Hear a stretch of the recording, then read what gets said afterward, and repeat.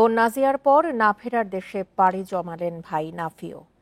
উত্তরায় milestone school and কলেজে বিমান বাহিনীর প্রশিক্ষণ যুদ্ধবিমান বিধ্বস্তের ঘটনায় দগ্ধ হয়ে রাজধানীর জাতীয় বার্ন ও প্লাস্টিক সার্জারি ইনস্টিটিউটের নিবিড় পরিচর্যা কেন্দ্রে চিকিৎসাধীন ছিল নাফি। মঙ্গলবার রাত 12টার দিকে মারা যায় সে। প্রথম শ্রেণীর শিক্ষার্থী নাফির শরীরের 95% দগ্ধ হয়েছিল বলে জানায় চিকিৎসক। এর আগে সোমবার রাত 3টার দিকে মারা যায় তৃতীয় শ্রেণীর শিক্ষার্থী তার বড় বোন নাজিয়া। তার শরীরেরও প্রায় 90% দগ্ধ ছিল। উত্তরার কামারপাড়া এলাকায় নাজিয়ার পাশেই নাফিকে দাফন করা হবে বলে জানিয়েছে স্বজনরা। এই দুর্ঘটনায় এখন পর্যন্ত 32 জন মারা গেছেন।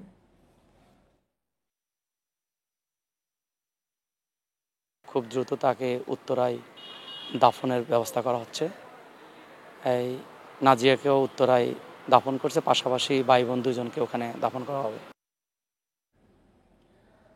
উত্তরার মাইলস্টোন স্কুলে বিমান দুর্ঘটনায় নিহত 32 জনের মধ্যে পাইলট ও এক শিক্ষিকা ছাড়া বাকি সবাই শিক্ষার্থী। এই তথ্য জানিয়ে প্রধান উপদেষ্টার বিশেষ সহকারী বলেন, আগামী 72 ঘণ্টার জন্য প্রয়োজনীয় ওষুধ ও চিকিৎসা সরঞ্জাম মজুদ আছে। এদিকে দুর্ঘটনায় আহতদের চিকিৎসার জন্য সিঙ্গাপুর থেকে আসছে বিশেষজ্ঞ দল। উত্তরায় মাইলস্টোন স্কুলে স্মরণকালের ভয়াবহ বিমান দুর্ঘটনায় মারাত্মক আহতরা বিভিন্ন হাসপাতালে চিকিৎসাধীন।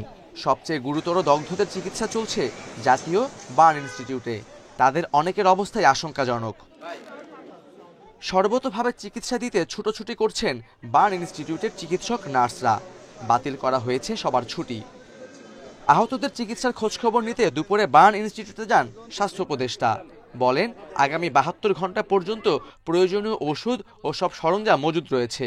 সিঙ্গাপুর থেকে ডাক্তার নার্স ওনারা আসবেন, ওনারা এসে ওনারা পরীক্ষা করে ওনারা যদি মনে করেন কাউকে পাঠাতে হবে তাহলে সেক্ষেত্রে আমরা সেই দায়িত্বটা নেব। আর যদি পাঠাতে না হয় তাহলে আমরা পাঠাবো না। ডিএনএ ম্যাচিং প্রসিডিউরটা লম্বা সময় লাগে, সেই সময়টুকু নেওয়া হবে। কিন্তু আমরা বারবার আপনাদের মাধ্যমে বলছি, দেশের মানুষ যাদের নাকি নিখোঁজ ওখানে ওই স্কুলে ছাত্রছাত্রী ছিলেন তারা, অথবা এমনকি আমরা দেখেছি অভিভাবকরাও, যে কেউ নিখোঁজ যারা আছেন তারা যদি যোগাযোগ করেন আমরা অবশ্যই এই ডিএনএ স্যাম্পলের সঙ্গে সেগুলোকে ম্যাচ করিয়ে শনাক্ত করব।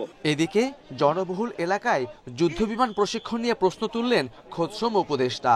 এই ধরনের ট্রেনিং কিভাবে কোথায় কোন চ্যানেলে করতে হবে এগুলো আমার মনে হয় নতুন করে দেখা প্রয়োজন। ঢাকা শহর তো ঘনবসতি, এটা যে কোনো কিছুতে এফেক্ট হয়ে যায়। হতাহতদের সংখ্যা নিয়ে সংবাদ সম্মেলন করেছে আন্তঃবাহিনী জনসংযোগ পরিদপ্তর ISPR. Khaled Raihan, independent news, Dhaka. অষ্টম শ্রেণীর ছাত্র তানভীর আহমেদের টাঙ্গাইলের বাড়িতে চলছে শোকের মাতম। তার স্বপ্ন ছিল বড় হয়ে ডাক্তার হবে। তার এমন অকাল মৃত্যু কোনোভাবেই মেনে নিতে পারছে না পরিবার। উত্তরার মাইলস্টোন স্কুল অ্যান্ড কলেজে বিমান দুর্ঘটনায় নিহত তানভীরের মৃত্যুতে শোকে স্তব্ধ তার স্বজনরা।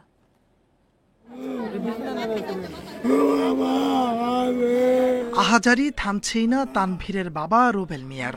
কোনো সান্ত্বনায় যেন থামাতে পারছে না তাকে। মাইলস্টোন স্কুলে বিমান দুর্ঘটনায় নিহত ছেলে তানভীর আহমেদকে ঘিরে স্মৃতির পাতায় ঘুরপাক খাচ্ছে তার নিষ্পাপ শৈশব। তানভীরের শৈশব কৈশোর যেখানে বড় হয়েছে, আমি দিয়াবাড়িতে প্রায় 12 বছর থাকি। তানভীরকে আমি 1 বছরের ওখানে নিয়ে গেছি। তানভীরের বন্ধু বান্ধবরা সবাই জীবিত। ক্লাস 8-এর শুধু তানভীর একাই, সবাই বের হয়ে গেছে। ও ক্লাস ক্যাপ্টেন, ওর দায়িত্ব পালন করতে গিয়ে ওর আজকে এই অবস্থা। তানভীরের স্বপ্ন ছিল বড় হয়ে ডাক্তার হবে। স্বজনরা জানান, তানভীর সবসময় ব্যস্ত থাকত পড়াশোনা নিয়ে। এমনকি ছুটিতে বাড়ি গেলেও মনোযোগ থাকত পড়াশোনায়। তার অকাল মৃত্যুতে টাঙ্গাইলের মির্জাপুরের নগরভাত গ্রামে এখন শোকের মাতম। আমি চাই ওই বিমান কেন এখানে প্রশিক্ষণ দেওয়া হলো, এটার একটা বিচার করা দরকার। কেন ওই জায়গায় প্রশিক্ষণের জায়গা বেছে নেওয়া হলো, এটা সরকারের কাছে আমার আবেদন। পিতার কাঁধে নয়, গোটা জাতির কাঁধে এখন সন্তানের লাশ। সহমর্মিতা আর সময়ই কেবল মুক্তি দিতে পারে এই চরম মানসিক বিপর্যয় থেকে। শুধু আমরা নয়, শুধু উপজেলা প্রশাসন বা জেলা প্রশাসন নয়, পুরো দেশবাসী কিন্তু গভীরভাবে মর্মাহত হয়েছেন এবং এটা আসলে মেনে নেবার মতো নয়। সরকারের পক্ষ থেকে যে নির্দেশনাগুলো আসবে এবং আমরা সরকারিভাবে যতটুকু করার আমরা পরিবারের পাশে আছি। একই চিত্র লক্ষ্মীপুরের বশিকপুর এবং সোনাপুরে নিহত ৭ম শ্রেণীর শিক্ষার্থী সায়ান ইউসুফ ও আফনান ফায়াজের বাড়িতে। এই দুই ছাত্রের অকাল মৃত্যুতে শোকাচ্ছন্ন পুরো এলাকা। তাপস সরকার, ইন্ডিপেন্ডেন্ট নিউজ। মাইলস্টোনে বিমান দুর্ঘটনায় প্রাণহানির শিকার পরিবারগুলোর পাশে রয়েছেন জানিয়ে বিএনপির ভারপ্রাপ্ত চেয়ারম্যান তারেক রহমান বলেছেন, বাংলাদেশকে ঐক্যবদ্ধ থাকতে হবে এবং প্রতিটি সংকটকে সংহতি নিয়ে মোকাবেলা করতে হবে। মঙ্গলবার রাতে বিএনপির সিনিয়র যুগ্ম মহাসচিব অ্যাডভোকেট রুহুল কবির রিজভী স্বাক্ষরিত এক বিবৃতিতে তিনি এই আহ্বান জানান। বলেন, জাতির এই শোকের সময়ে গণতন্ত্রপন্থী সহযোদ্ধাদের শান্ত থাকতে হবে। বিভেদমূলক সংঘাত বন্ধ করতে আত্মসংযমের উপর ভিত্তি করে একটি সমাজ ব্যবস্থা গড়ে তুলতে হবে। তার অভিযোগ, নিষিদ্ধ ছাত্র সংগঠনের কিছু সদস্য জনতা ও পুলিশের মধ্যে উত্তেজনা সৃষ্টির পাশাপাশি সহিংসতা উস্কে দেওয়ার চেষ্টা করছে। এদেরকে দেশের শোকাবহ মুহূর্তকে নিজ স্বার্থ হাসিলের চেষ্টা থেকে বিরত থাকার আহ্বান জানান তিনি। নিহতদের সঠিক হিসাব ও আহতদের সর্বোত্তম চিকিৎসা নিশ্চিত করতে আহ্বানও জানান তাদের।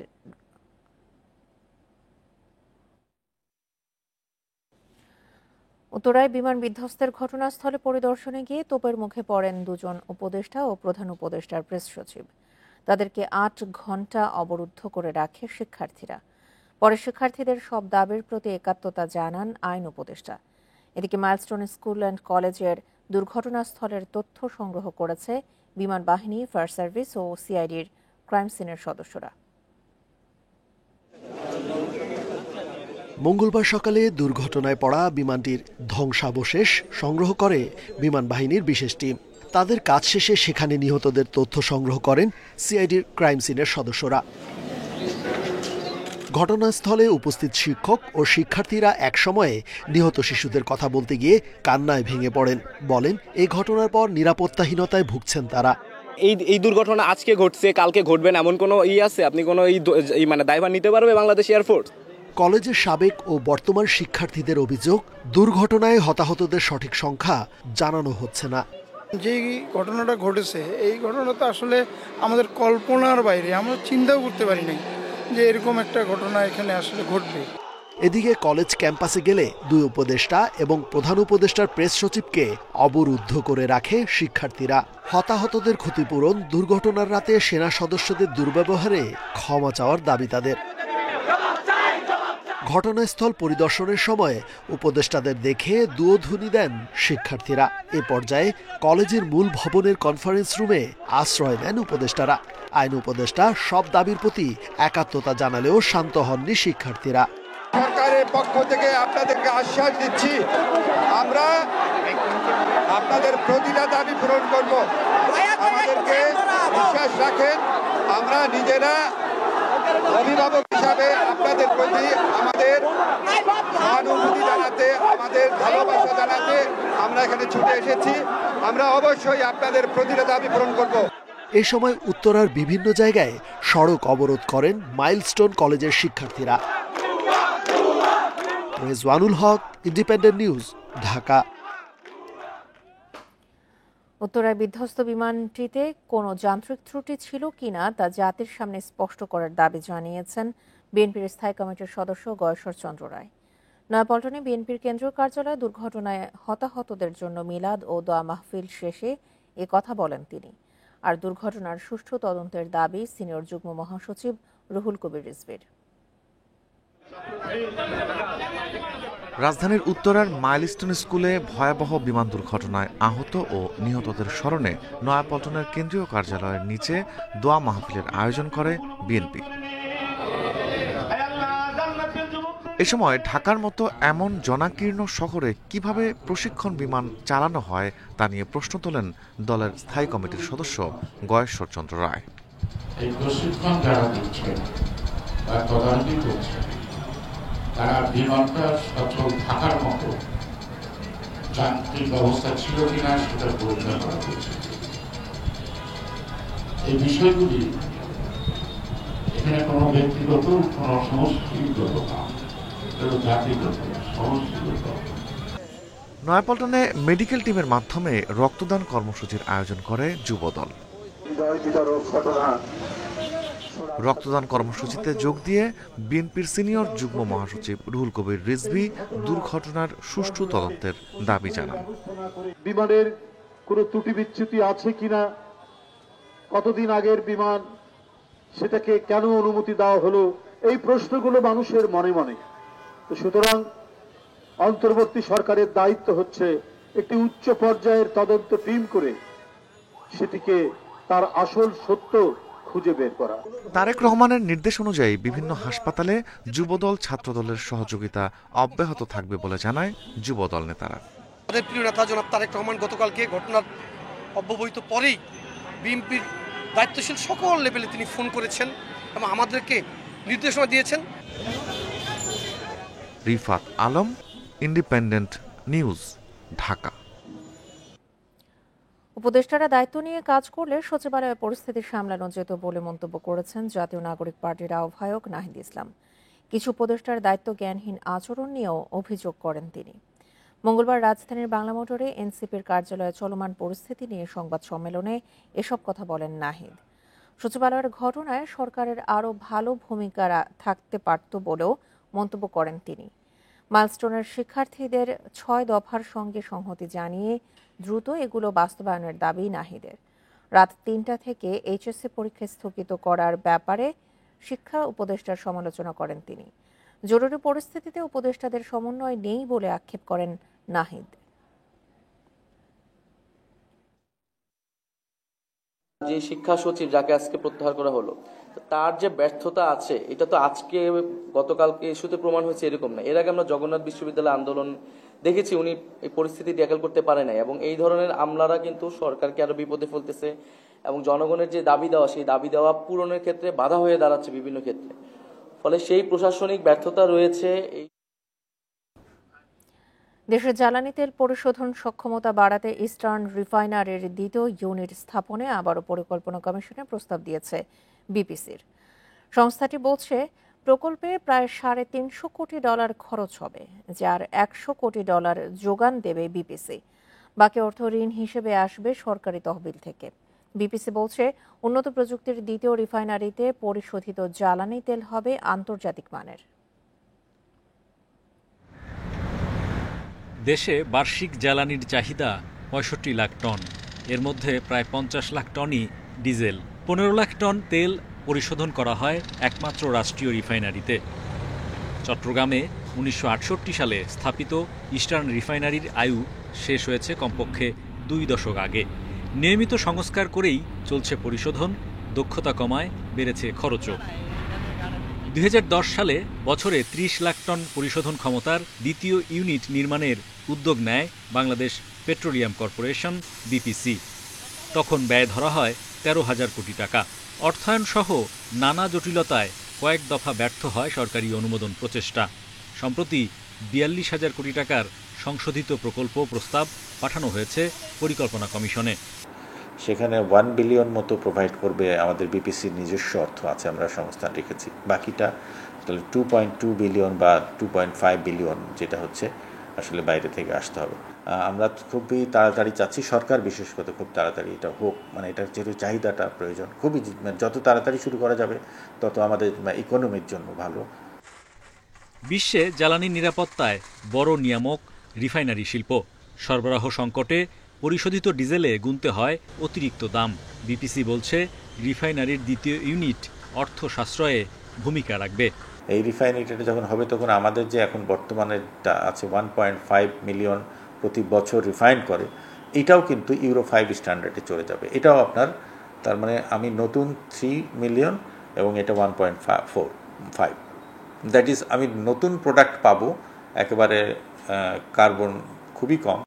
এদিকে রিফাইনারির ভবিষ্যৎ বাড়তি সক্ষমতা বিবেচনায় নিয়ে গভীর সমুদ্র থেকে পাইপলাইনে জ্বালানি তেল খালাসের এসপিএম প্রকল্প বাস্তবায়ন কাজ শেষ হয়েছে। Hari Saha, independent news, Dhaka. উদ্বোধনের 1 বছর পেরিয়ে গেলেও মাগুরায় চালু হয়নি প্রবীণ নিবাস। ভবন থাকে তালাবদ্ধ, অত্যাধুনিক আসবাব পড়ে আছে অব্যবহৃত অবস্থায়। প্রবীণদের স্বাস্থ্যসেবা নিশ্চিত করতে কোটি টাকা খরচে কেনা ফিজিওথেরাপি মেশিনও কাজে আসছে না। সমাজসেবা কর্মকর্তারা বলছেন প্রকল্পের কাজ শেষে বুঝিয়ে দেওয়া হয়েছে কর্তৃপক্ষকে। প্রবীণ এতিম ও বিশেষ চাহিদা সম্পন্ন ব্যক্তিদের জন্য মাগুরায় নির্মাণ করা হয়েছে প্রবীণ নিবাস ও এতিমখানা ভবন। প্রকল্পের কাজ শেষ হয় ২০২৪ সালের জুনে। সমাজসেবা অধিদপ্তর ও প্রফুল্ল প্রতিভা ট্রাস্ট বাস্তবায়ন করেছে প্রকল্পটি, কিন্তু উদ্বোধনের পর এটি ট্রাস্টকে বুঝিয়ে দেওয়া হলেও এখনও চালু হয়নি। ভবনটিতে আছে ৫০ জন প্রবীণ এবং ৫০ জন এতিম শিশুর আবাসনের ব্যবস্থা। তাদের ব্যবহারের জন্য কেনা হয় কোটি টাকার অত্যাধুনিক আসবাব। প্রবীণদের স্বাস্থ্যসেবা নিশ্চিত করতে কোটি টাকা খরচে কেনা হয়েছে ফিজিওথেরাপি মেশিন। অনেক বৃদ্ধা আছে হয়তো এখানে জানে না বা সেইভাবে সঠিকভাবে পরিচালনা করা হয় না, তার কারণেই হয়তো বৃদ্ধরা এখানে পৌঁছাচ্ছে। এত বছর করে আছে এই জিনিসটা চালু হোক, এই বৃদ্ধাশ্রম চালু হলে পারে ভালো হবে। প্রকল্প পরিচালক জানিয়েছেন, কাজ শেষ হওয়ার পর প্রফুল্ল প্রতিভা ট্রাস্টকে ভবনটি হস্তান্তর করা হয়। এখন তারাই এটি দেখাশোনা করছেন। ৪০,০০০ স্কয়ার ফিটের দুটি ভবন, বাউন্ডারি সহ একটি ঘাট বাঁধাই রয়েছে। পরবর্তীতে তারা প্রফুল্ল প্রতিভা ট্রাস্ট তাদের 25 আসন প্রবীণ নিবাস এবং 25 আসন এতিমখানা তারা সে জায়গা সেটা পরিচালনা করবে। তবে ভবনটি চালুর ক্ষেত্রে নানা সীমাবদ্ধতার কথা জানিয়েছেন ট্রাস্টের চেয়ারম্যান। কাজ চলছে, সরকারি কাজটুকু হয়ে গেছে, কিন্তু আপনি বুঝেন তো একটা বিল্ডিং হয়ে গেলে সেখানে উঠতে কিছু জিনিস লাগে না, রান্নাঘর তৈরি করতে হয়, তারপরে তার রেলিংটা রয়ে গেছে নিচু, যে প্রতিবন্ধীরা আসবে রেলিংতে পড়ে যাওয়ার মতো, রেলিংটা ঠিক করতে হবে। মাগুরা জেলা সদর থেকে প্রায় 10 কিলোমিটার দূরে প্রফুল্ল প্রতিভা প্রবীণ নিবাস। 40,000 বর্গফুটের দুটি 5তলা ভবন নির্মাণে খরচ হয়েছে 28 কোটি 19 লাখ টাকা। Independent news. শেরপুরের 5টি নদী প্রতি বছরের বর্ষায় ভয়ঙ্কর রূপ নেয়। ঢলের পানিতে হঠাৎ করে নদীর পানি বেড়ে প্লাবিত হয় আশপাশের জনপদ। এই 5টি নদীর মধ্যে মহারশী ও সোমেশ্বরী নদীতে নেই পানি প্রবাহ পরিমাপের জন্য কোনো স্কেল বা স্বয়ংক্রিয় সতর্ক ব্যবস্থা। এ কারণে ওইসব এলাকায় ফসল এবং যানবাহনের ক্ষতি হয় বেশি। এলাকাবাসীর দাবি, নদীর পানির স্রোত সময় মতো জানতে পারলে এই ক্ষতি হবে অনেক কম।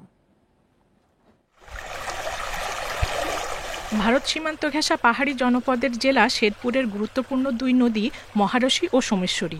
ঢল ও ভারী বৃষ্টিপাতের ফলে প্রতি বছর বর্ষায় নদী দুটির পানি হঠাৎ বেড়ে ভয়ঙ্কর রূপ ধারণ করে। এ সময় নদীপাড়ের গ্রাম প্লাবিত হয়ে ফসল ও জানমালের ব্যাপক ক্ষয়ক্ষতি হয়। স্থানীয়দের দীর্ঘদিনের দাবি, এলাকার ক্ষয়ক্ষতি কমাতে নদী দুটিতে পানি পরিমাপের যন্ত্র, স্কেল বা স্বয়ংক্রিয় সতর্কবার্তা বসানোর প্রয়োজন। আমাদের এই পানির যখন বৃদ্ধি হয় তখন আমরা বিপদের সম্মুখীন হই। এই নদীর কোনো পানি মাপার কোনো তো যন্ত্র নাই, যন্ত্র থাকলে আমরা মাল সামানা সরাই নিয়ে যেতাম, কিন্তু পানির পরিমাপ বুঝতে পারি না যে কতক্ষণ কোন সময় কতটুকু পানি আছে। পরিমাপের যন্ত্র ছাড়া হঠাৎ পানি বৃদ্ধি সম্পর্কে জনগণকে সতর্ক করাটা কঠিন হয় বলে জানান উপজেলা নির্বাহী কর্মকর্তা। পানির রিডিংটা আমরা জানতে পারি না, সেক্ষেত্রে আমাদের প্রস্তুতির একটু সমস্যা হয়ে থাকে। সেজন্য আমরা পানি উন্নয়ন বোর্ডকে ইতিমধ্যে বিষয়টি অবহিত করেছি এবং তারা তাদের ঊর্ধ্বতন কর্তৃপক্ষের সাথে কথা বলে যত দ্রুত সম্ভব এখানে পানি মাপার জন্য স্কেলের ব্যবস্থা করবেন। তবে পরিমাপ যন্ত্র বসানোর বিষয়ে ইতোমধ্যে মন্ত্রণালয়ে চিঠি দেওয়া হয়েছে বলে জানিয়েছে পানি উন্নয়ন বোর্ড।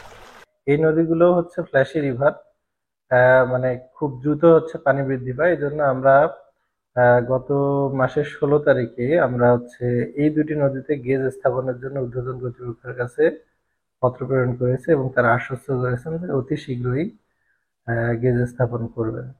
দ্রুতই নদী দুটিতে পানি প্রবাহ পরিমাপের যন্ত্র বসাবে কর্তৃপক্ষ, এমনটাই প্রত্যাশা নদী তীরের বাসিন্দাদের। Independent news. আর এ ছিল এখনকার মতো ইন্ডিপেন্ডেন্ট সংবাদ। ইন্ডিপেন্ডেন্ট টেলিভিশনের সব খবর আরও বিস্তারিত জানতে চোখ রাখুন ফেসবুক, ইউটিউব এবং ধন্যবাদ সবাইকে। এমন পরে